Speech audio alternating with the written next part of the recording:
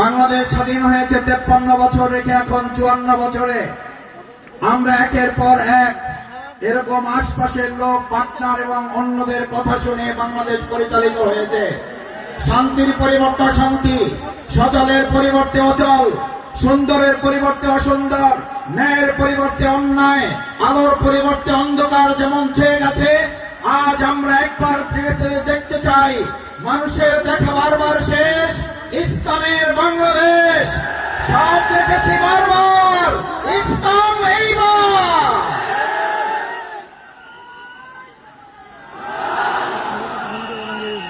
সম্মানিত ভাই এবং বন্ধুগণ, আমাদের মাঠে খেলা হয়, আপনি কাউকে এই কথা বলেন, আপনাকে অযোগ্য ঘোষণা করা হলে আপনাকে খেলতে দেওয়া ছাড়াই, এটা বিবেক সম্মত না বিবেক বর্জিত? খেলতে না দিয়ে কাউকে অযোগ্য ঘোষণা করা যাবে?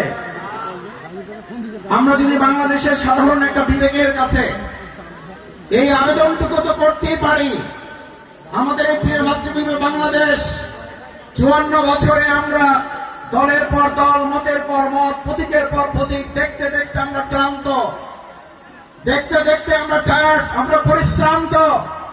আমরা 90 ভাগ মুসলমানের দেশে মৃত্যুর আগে একবার ইসলাম দ্বারা পরিচালিত বাংলাদেশটা দেখে যেতে পারছি না। এই আফসোস, এই অন্তর্জালা নিয়ে এবার আমাদের হৃদয়ের সবটুকু আবেগ, ভালোবাসা উজাড় করে শুধু শিকড় গাছে চৌগাছায় নয়, বাংলাদেশের 56,000 বর্গ মাইলে এবার আওয়াজ তুলতে হবে, জমিন চাই।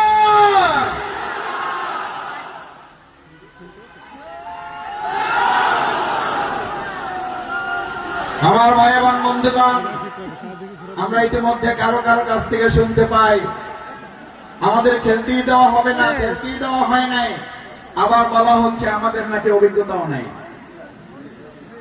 আমাদের আমিরে জামাত বলেছেন, ইয়েস, আমাদের অভিজ্ঞতার একটু ঘাটতি আছে, আমাদের অভিজ্ঞতা একেবারেই নাই।